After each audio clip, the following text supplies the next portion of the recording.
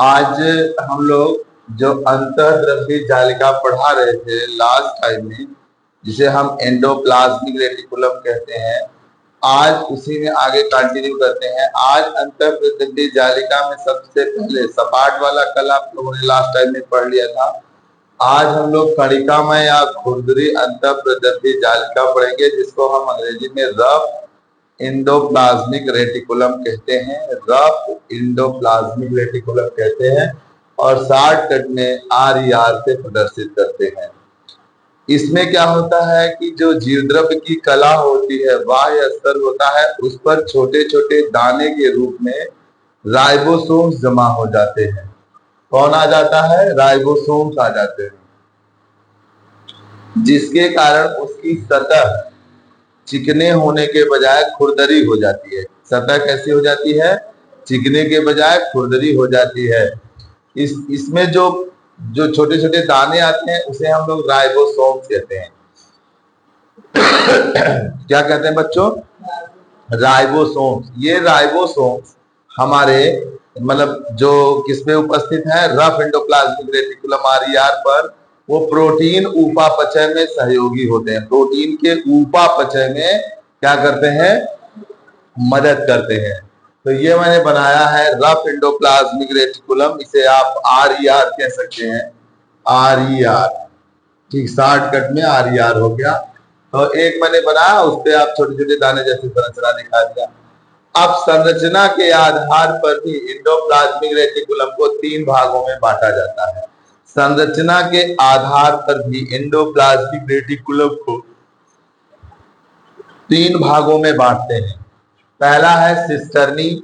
Cisternae कैसी होती है? लंबी होती है, चपटी होती है, शाखा विहीन होती है।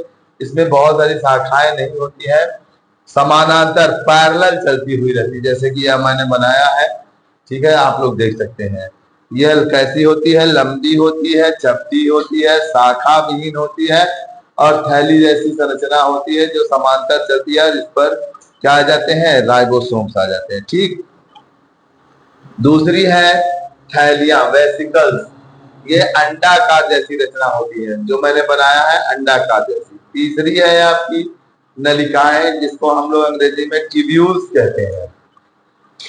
ये शाखित नलिकाएं हैं जो केंद्रक के पास व्यवस्थित होती हैं। शाखित नलिकाएं माने इसमें बहुत सारी शाखाएं निकली होती हैं जो केंद्रक के पास व्यवस्थित होती हैं। अब आता है बच्चों इसके बाद अंतःप्रद्रव्य जालिका के कार्य क्या है।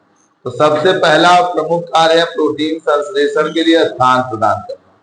सबसे पहला और प्रमुख कार्य क्या है? प्रोटीन के लिए स्थान प्रदान करना। तो राइबोसोम प्रोटीन निर्माण कर लेता है और राइबोसोम जो इसमें उपस्थित होता है गाल्जी काय को भेज देता है। क्या करता है? यहाँ पे जो राइबोसोम है वो किसका निर्माण कर लेता है? प्रोटीन का। और प्रोटीन बना करके गाल्जी काय में भेज देता है। सहारा देता, अंतःकंकाल की भांति, अंतःकंकाल की भांति आपका यह कोशिका को निश्चित आकार प्रदान करता है। कौन? अंतःप्रद्रव्य जालिका। अंतःप्रद्रव्य जालिका कोशिका को एक निश्चित आकार प्रदान करता है। लिपिड्स का निर्माण, इसमें जो स्मूथ एंडोप्लाज्मिक रेटिकुलम होते हैं, जिसे हम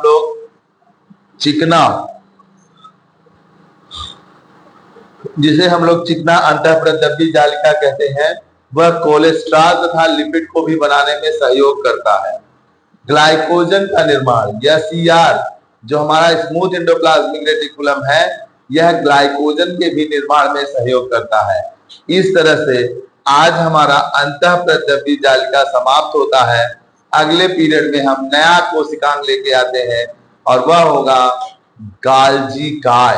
वह होगा क्या? गाल्जी काय। धन्यवाद बच्चों।